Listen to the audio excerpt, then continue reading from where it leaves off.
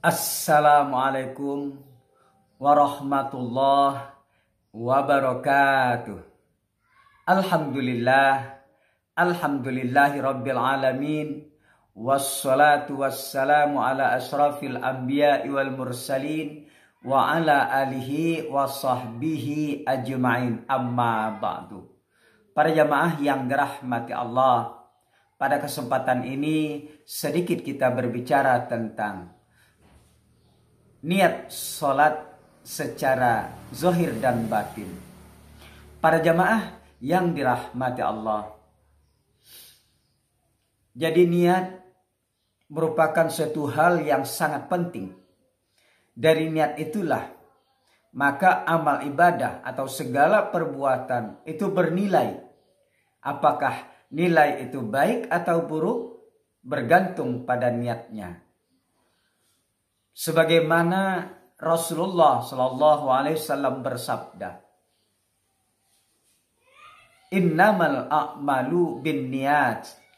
Sesungguhnya segala amal itu bergantung kepada niatnya. Kalau niatnya baik, maka nilainya akan baik di sisi Allah. Kalau niatnya buruk, maka akan buruk pula nilainya di sisi Allah. Jadi penilaian bergantung kepada niat. Sebagaimana pula disebutkan di dalam kaidah usul fikih, al-umuru bimaqasidiha. Segala urusan bergantung pada niatnya atau maksudnya. Para jamaah yang dirahmati Allah, jadi amal ibadah atau amal perbuatan itu sangat banyak. Salat, puasa, zakat, haji, dan sebagainya itu bergantung kepada niatnya. Harus diawali dengan niat. Para jamaah yang dirahmati Allah, kita di sini berbicara tentang sholat atau niat sholat. Jadi niat ada dua jenis. Niat sebenarnya satu, tapi menjadi dua. Pertama, niat yang dilafazkan dengan lisan. Jadi yang berada dalam hati kita lafazkan dengan lisan. Yang kedua, dilafazkan hanya di dalam hati. Disebutkan hanya di dalam hati. Jadi letak niat itu dalam hati, bukan pada lisan. Jadi di dalam mazhab Syafi'i itu melafazkan niat dengan lisan, apa yang terbetik di dalam hati lalu dilafazkan lewat lisan dengan maksud agar lisan yang dilafazkan tadi, niat yang dilafazkan lewat lisan itu tadi dapat membantu kelalaian hati di dalamnya. Mengingatkan hati yang barangkali lalai di dalamnya. Nah, melafazkan niat sholat itu sunnah hukumnya. Jadi kalau kita kerjakan mendapat nilai pahala, kalau tidak dikerjakan atau tidak dilafazkan dengan lisan, cukup di dalam hati, itu tidak apa-apa. Karena hukumnya adalah niat. Tapi yang paling wajib adalah melafazkan niat di dalam hati. Karena pada hakikatnya niat itu berada di dalam hati. Para jamaah yang dirahmati Allah, dalam mazhab Syafi'i ada 3 dalam melapaskan niat dalam kata-kata niat tersebut. Pertama ada qasad, yang kedua ta'arud, yang ketiga adalah ta'yin. Ya, jadi bagaimana cara melapaskannya secara zahir maupun batin. Ya, jadi pertama ketika kita berdiri, maka kita berniat secara lisan dulu. Misalnya sholat zuhur, usolli fardhoz zuhri arba'a raka'atin mustaqbilal kiblati adaan lillahi ta'ala. Itu secara lisan. Untuk membantu hati. Untuk membantu hati di dalamnya. Para jamaah yang dirahmati Allah. Nah, di mana qasad, di mana ta'arud, dan di mana ta'yinnya. Nah, jadi qasad itu dapat kita artikan melintaskan pelaksanaan sholat atau sengaja untuk melakukan sholat. Nah, itu disebut dengan qasad. Apa bacaannya? Usolli, sengaja aku sholat. Jadi ini qasad. Jadi usolli kata-katanya itu qasad namanya. Nah, kemudian ta'arud. Ta'arud di sini artinya menyebut fardu atau sunnah. Misalnya usolli fardha atau usolli sunnata. Berarti usolli itu adalah qasadnya, ta'arudnya itu adalah fardhu atau sunnata. Di mana ta'yinnya? Ta'yinnya adalah menentukan waktu. Misalnya zuhur, asar, maghrib, isya, salat duha, tahajud, istisqa, istikharah. Nah, itu ta'yinnya. Misalnya kita sebutkan ketiga-tiganya, usolli fardhoz subhi, usolli fardhoz zuhri. Jadi usolli itu adalah qasad, fardhu itu adalah ta'arud, kemudian az-zuhri atau as-subhi itu adalah ta'yin. Nah, idhofahnya kepada Allah itu adalah lillahi ta'ala. Itu idhofah karena Allah.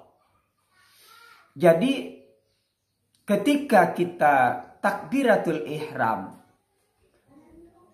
sebelum kita takbiratul ihram, maka kita disunahkan melafazkan dengan lisan kita. Usolli fardhoz zuhri arba'a raka'atin mustaqbilal kiblati adaan lillahi ta'ala. Kalau sudah terasa di dalam hati terjemahan tersebut, kita paham apa yang kita ucapkan dengan lisan, maka langsung kita mengangkat tangan. Nah, itulah takbir namanya. Takbiratul ihram, takbir yang pertama. Allahu Akbar. Jadi niat itu letaknya di dalam hati dan dilakukan pada awal ibadah. Kalau sholat awal ibadahnya itu adalah takbir. Kalau wudu ibadah awalnya itu adalah membasuh muka. Baca Quran awal ibadahnya adalah awal kita membaca Quran yaitu a'udzubillahi minasyaitonirrajim. Bismillahirrahmanirrahim. Awal ibadah kita bersedekah pada saat menunjukkan sedekah kita kepada yang kita sedekahi. Nah, jadi kalau awal ibadah sholat adalah takbiratul ihram, Allahu Akbar, maka di situ masuk niat secara batin di dalam hati. Tadi sudah kita zahirkan, kemudian sekarang berada di dalam hati kita. Bagaimana masuk qasad, ta'arud dan ta'yinnya? Allahu Akbar, maka di situ masuk qasad, ta'arud, ta'yin dan idhafah. Jadi pada saat itu kita mengungkapkan dalam hati pada saat Allahu Akbar. Pada saat Allahu Akbar, sengaja aku sholat. Itu qasadnya. Kemudian sengaja aku sholat ditambah dengan ta'arud, fardu. Nah, sengaja aku sholat fardu atau wajib, zuhur, asar, maghrib, itu ta'yinnya, idhofahkan lillahi ta'ala. Jadi pada saat takbiratul ihram, di situ aku sengaja sholat zuhur, asar, ya karena Allah semuanya, itu dimasukkan ke dalam hati. Sehingga itulah yang disebut dengan niat. Niat letaknya dalam hati bersamaan dengan awal ibadah. Awal ibadah itu adalah takbiratul ihram. Jadi jangan sampai kita hanya ingat kepada Allah yang maha besar saja. Berarti tidak ada niatnya. Niat harus dilakukan, harus disebutkan di dalam hati. Harus disebutkan di dalam hati kita. Karena niat itu merupakan maksud kita. Ikrar kita. Tekad kita. Kalau tidak disebutkan tekad, hanya dikerjakan saja, maka kosong jadi. Jadi harus pada saat Allahu Akbar, disitulah sengaja aku sholat zuhur, sengaja aku sholat asar. Di sini sudah cukup, sudah cukup di situ. Apalagi ditambah 4 rakaat, 3 rakaat, karena Allah Ta'ala di sini sudah mencukupi. Para jamaah yang dirahmati Allah. Lalu ada orang mengatakan bahwa itu tidak perlu kita sebut usolli. Kalau kita sudah bermakrifat, tak perlu kita sebut usolli. Usolli itu kan katanya aku sholat. Aku sholat. Jadi sebenarnya jangan kita akui aku katanya. Harus kita hilangkan. Para jamaah yang dirahmati Allah. Jadi antara syariat dan hakikat itu tidak harus berlainan, harus bersamaan. Syariat tetap kita lakukan, tapi kita maknai secara hakikat. Jangan syariatnya kita hilangkan, hakikat masuk. Nah, itu tidak bisa. Soalnya kita sholat kan ada syariat, ada hakikatnya. Nah, kalau kita hilangkan, kita tidak mau menyebut bahwa kita sholat, tidak mau mengakui bahwa kita sholat, berarti nanti semuanya harus tidak diakui. Misalnya, uang kita di dalam dompet kita taruh di atas meja. Lalu orang melihat itu ada uang, ada dompet di atas meja. Lalu dia bertanya, kita kan ada di depannya, Andi atau si Joni, ini uang siapa atau dompet siapa ini? Maka pasti kita mengatakan, ini uangku, ini dompetku. Mengapa tidak disebut ini uang Allah? Ini dompet Allah. Orang bertanya, ini kebun siapa? Kebunku. Kenapa tidak disebut dengan kebun Allah?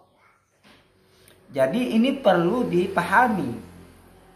Ketika kita menyebut aku, bukan berarti kita menjadi Allah. Bukan kita menyaingi Allah. Bukan kita tidak sopan kepada Allah. Bukan kita berarti tidak lebur kepada Allah. Itu tetap sama. Ketika lisan kita menyebutkan hal yang demikian, hati nurani kita menyebutkan yang demikian, maka sir kita, ruh kita itu mengakui bahwa itu miliknya Allah. Misalnya pada saat kita mengaku ini dompetku, ini uangku, maka di dalam hati batin kita ini bahwa uang yang kita dapatkan itu pada dasarnya, pada hakikatnya itu adalah miliknya Allah. Ini kita ini akunya kecil, aku sementara, tapi aku yang sebenarnya adalah akunya Allah. Yang akunya kita itu kecil. Contoh, yang tadinya uang kita 1 juta, lalu kita belikan 1 juta kepada si B,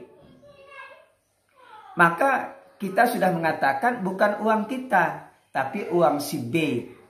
Si B ke C, ke D sampai seterusnya. Itu aku sementara. Sama juga dengan kita sholat. Usolli, sengaja aku sholat. Ini adalah aku kecil. Kita mengakui bahwa kita sholat itu adalah atas karunia Allah. Batin kita menyebutkan bahwa sholat itu sebenarnya adalah miliknya Allah, bukan milik kita. Tapi kita tetap menyebutkan. Itu yang disebut dengan zahir dan batin. Ada batin tentu harus ada zahir. Ada zahir tentu ada batin. Jadi pada saat takbiratul ihram itu Allahu Akbar, dalam hati menyebutkan sengaja aku sholat zuhur 4 rakaat tunai karena Allah Ta'ala. Jadi pada saat itu kita menyerahkan sholat kita, ibadah kita, hidup kita, mati kita hanya miliknya Allah. Hanya milik Allah. Para jamaah yang dirahmati Allah. Jadi disitulah kita berniat qasad, ta'arud dan ta'yin bersamaan dengan waktu kita takbiratul ihram. Nah, insya Allah sholat kita zahir dan batin, syariat dan hakikat. Jadi syariat tetap. Misalnya orang bertanya, ini kebun siapa? Kebun saya. Tetapi hakikat kita pada saat menyebut kebun saya itu sebenarnya kebun miliknya Allah. Karena semuanya milik Allah. Kita milik Allah, kebun milik Allah, langit dan bumi, surga dan neraka, semua milik Allah. Itu pada hakikatnya. Syariat tidak boleh ditinggalkan. Siapa yang menolong si A itu tadi? Nah, saya. Nah, pada saat kita menyebut saya ini adalah perantara yang diutuskan oleh Allah untuk menolong orang yang kita tolong itu tadi. Jadi kita hanya sebagai alat.